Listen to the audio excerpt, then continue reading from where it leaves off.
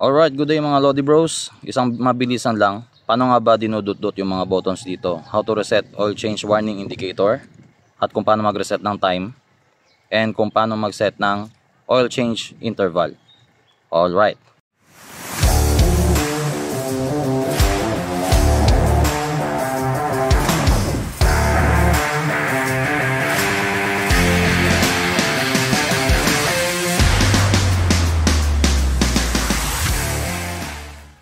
Alright, so nasa 9,336 kilometers na tayo sa ating odometer. And medyo lumampas lang tayo ng mga 300 kilometers. Pero wala namang problema yun as long as mapalitan mo na kaagad yung langis. And hindi naman sobra-sobra doon sa tinakdang change oil na interval. So para ma-reset yan, turn off mo muna yung susi. And then press yung select ng matagal. Then on ulit.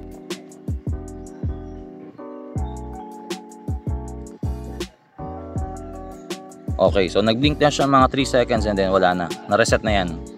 So, dun mo na gagawin yun kapag nagawa mo na yung oil change procedure. Para doon sa mga nagtatanong kung paano yung procedure ng pag-change oil ng Bergman EX. So, same lang rin naman yun ng process or ng procedure doon sa version 1 na ginawahan ko na rin ng video. So, i-check nyo na lang yung video na yan. Same lang naman yung engine yan. Nagbago lang naman ng mga ilang features like mga silent starting system, etc. etc. But still the same procedure. So check nyo na lang. Alright. By the way mga Lodi Bros, hindi mo pala basta-basta pwedeng baguhin yung interval ng change oil. Lalo't kapag bago yung motor. So from 0 to 1,000 kilometers, hindi mo pwedeng baguhin yung interval. So once na na-reach mo na yung 1,000 kilometers sa Odo, which is yun yung unang-unang recommended na PMS. So dun mo lang magbabago yung interval. So the question is, paano mong babaguhin yung number of kilometers before mo ipapa next change oil? So ito yon. So long press lang ang select.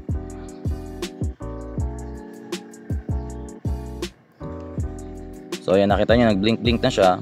So ang sinet ko rito is 3,000 kasi sa manual is 4,000. So ginawa ko, inagahan ko lang ng 1,000 kilometers. Pero choice nyo pa rin. So sa taas, kung gusto yung mas mababa, let's say 2,500 or 2,000, yan, nagbabago yan. 1,500, 1,000. At kung marami kang perang pang change oil, pwedeng every 500 palit ka ng langis. Kung gusto mo naman ibalik, so maximum siya ng 4,000 kasi sa manual, kaya kahit pindutin mo, wala na yan. Sa manual kasi is 4,000 kilometers ang maximum before mag change oil. So balik tayo sa 3,000 kasi yan ang gusto kong setting. Tapos pipindutin mo tong dalawa sabay. Yan na. So nakaset na siya. So ang magiging next change oil ko is plus 3,000 dito, 12,336. Pag na-reach natin yung 12,336, magkakaroon na naman warning dito. Then how to set the time? So sa time naman, long press itong dalawa. So yan na, nag-blink na yung sa part ng time. So dito is yung hour. So 2, 3, 4, 5. So balik na lang natin. At sumobra. Ayan. Okay. Yan, 239. For example, dito sa baba naman, gagawin kong 240. So dito yung minutes sa baba. And then long press ulit.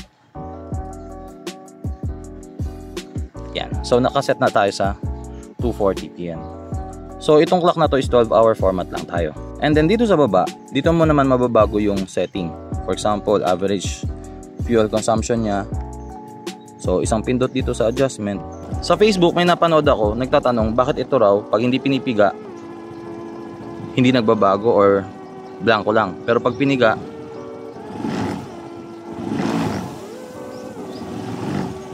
nagbavari na siya. Yan. So ang sagot po dyan mga Lodi Bros, so ito kasi mga Lodi Bros, ang tawag dyan is real time fuel consumption. Hindi siya average. Ibig sabihin, yung moment na piniga mo yung throttle, yun yung fuel consumption niya that very moment. Pagka binitawan mo naman siya, nag-iiba na naman yung kanyang mga values dito. So yun yung moment na yun yung actual fuel consumption niya. So hindi ito yung average. So isang pindot. So ito naman yung ating voltmeter. At ito yung average. Yan yung hindi basta-basta nagbabago. It takes few minutes habang umaandar ka bago niya nare-read kung ilan yung average fuel consumption mo. So iba yung real-time fuel consumption, yun yung actual, at iba rin yung average. Ito yung kumbaga yung suma total ng iyong ride, kung gaano kalakas ang iyong konsumo, depende sa iyong throttle habit. And then ito naman, kapag pinindot natin itong adjust ng long press, magbabago rin yung display dito. So check natin. So yan, kanina yung average fuel consumption is kilometers per liter. Ngayon nagbago na siya, naging liter per 100 kilometers. Pero for me, mas madaling basahin yung kilometers per liter kasi doon ako sanay. So check natin. Dito liter per 100 kilometers din ang basa niya, imbis na kilometers per liter sa actual fuel consumption. Sa voltmeter walang nagbago. So yun lang naman. So balik tayo sa kanina. Long press ulit natin, babalik tayo sa average fuel consumption na kilometers per liter. And then sa taas, pag ipe-press natin ito, nagbabago lang yung mga trip meters natin. So from odometer naging trip A, then you can also reset this one. So long press lang yung select, babalik ka sa 0. And then another one, trip B. So kung re-reset mo yan, babalik ka ulit sa 0. And then yung average fuel consumption ng B lumalabas din. Tapos babalik ka sa Odo. So yun lang naman yung mga functions ng mga buttons dito sa ating instrument panel. So I hope